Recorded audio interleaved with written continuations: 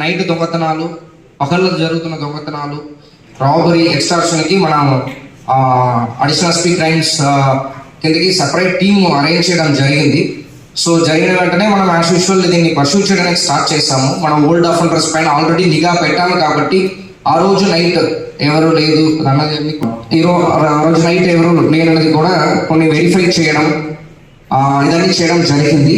ఆ తర్వాత కొన్ని టెక్నికల్ క్లూజ్, దీనివల్ల ఒక లాలాపేట చెందిన ఒక పర్టికులర్ పర్సన్ సయ్యద్ నాగూర్ బాషా ఆ రోజు మన కంటిన్యూస్ నిఘా వల్ల మనకు తెలిసిందంటే ఆ రోజు లేదు వాళ్ళు. That is first doubt. దాని నుంచి మన ఇన్వెస్టిగేషన్ మొదలు చేసినప్పుడు నాగూర్ బాషా అనే వ్యక్తి చేసినదని మేము కన్ఫర్మ్ చేసాము.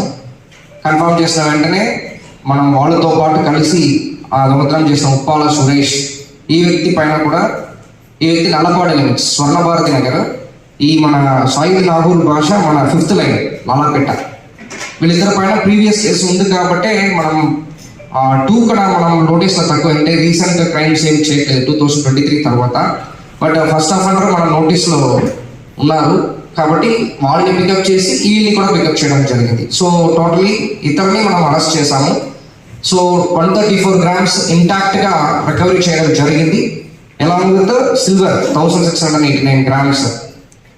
దీని తర్వాత మనం వెనక వెళ్ళి చూసినప్పుడు దీంట్లో ఎవరు సయ్యద్ నాగూర్ బాషా ఉన్నారో వాళ్ళ పైన మంగళగిరి రూరల్లో ఆల్రెడీ 2 కేసు అది కూడా పెండింగ్ ఉండేది. అది కూడా మనం టాలీ చేసాము. టాలీ చేసి దాని నుంచి కొన్ని గోల్డ్, సిల్వర్ కూడా మళ్ళీ రికవరీ చేయడం జరిగింది. దాదాపు 500 grams మంగళగిరి రూరల్లో మనకి 512/2024, తర్వాత 88/25, ఇది 2 కూడా మంగళగిరి రూరల్ పోలీస్ స్టేషన్ లిమిట్స్లో కూడా మనం అక్యూజ్డ్ 1 చేయడం జరిగింది. సో అవన్నీ కూడా టోటల్గా మనం మనకి 13 lakhs వర్త్ గోల్డ్ సీజ్ చేసాము. అదేవిధంగా సిల్వర్ కూడా అరౌండ్ 2500 grams సిల్వర్ కూడా సీజ్ చేయడం జరిగింది. ఆల్మోస్ట్ టోటల్ వర్త్ ఆఫ్ 14,70,000 మనం రికవరీ చేసాము. టోటల్గా మనకు లాస్ అయినది 16,60,000. అపార్ట్ ఫ్రమ్ ఒక 2 lakhs తప్ప రిమైనింగ్ రికవరీ అనేది చేయడం జరిగింది. దీంట్లో అక్యూజ్డ్ 1కి కొన్ని పాత కేసెస్ ఉన్నాయి, 6-7 కేసెస్ ఉన్నాయి.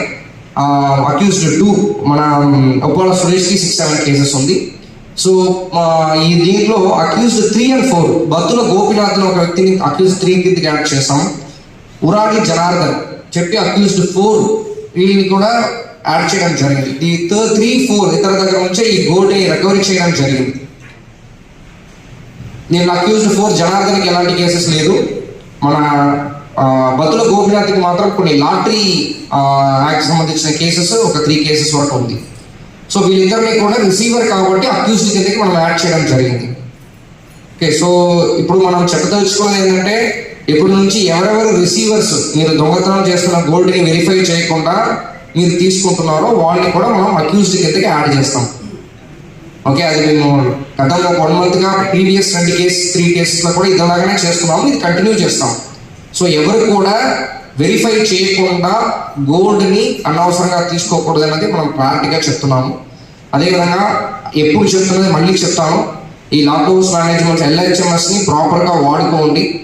అదేవిధంగా ఇంట్లో అనవసరంగా అప్పుడు 134 grams ఆఫ్ గోల్డ్ని మనం ఇంట్లో పెట్టడం జరిగింది. వాళ్ళు ఉన్నది కూడా కంప్లైంట్ కూడా ఏజ్డ్ పీపుల్ అనమాట. సో అంత రిస్క్ వద్దు. సో ఏదైనా మీరు బ్యాంక్లో పెట్టుకోండి, గోల్డ్ని ఇంట్లో పెట్టుకోవద్దు. అదేవిధంగా క్యాష్ కూడా ఇంట్లో పెట్టుకోవద్దు, ఏదైనా లాకర్ సిస్టమ్స్లో పెట్టండి. రెండవది, ఈ స్కూల్స్ లీవ్స్ హాలిడే స్టార్ట్ అవుతుంది కాబట్టి సో అందరు కూడా ఫస్ట్ ఎక్కువ వాల్యుబుల్స్ని ఇంట్లో పెట్టుకోవద్దు. సెకండ్, LMHSని అందరూ ఖచ్చితంగా వాడండి. Third, local police station inform చేసామంటే మన నైట్ బీట్ సిస్టమ్ని కూడా ఆ ఏరియాలో కొన్ని ఇంక్రీజ్ చేస్తాం. సో దట్ మన గుంటూరు లిమిట్స్ వరకు ఎలాంటి ప్రాపర్టీ అఫెన్సెస్ జరగకుండా మనం చూసుకోగలుగుతాం.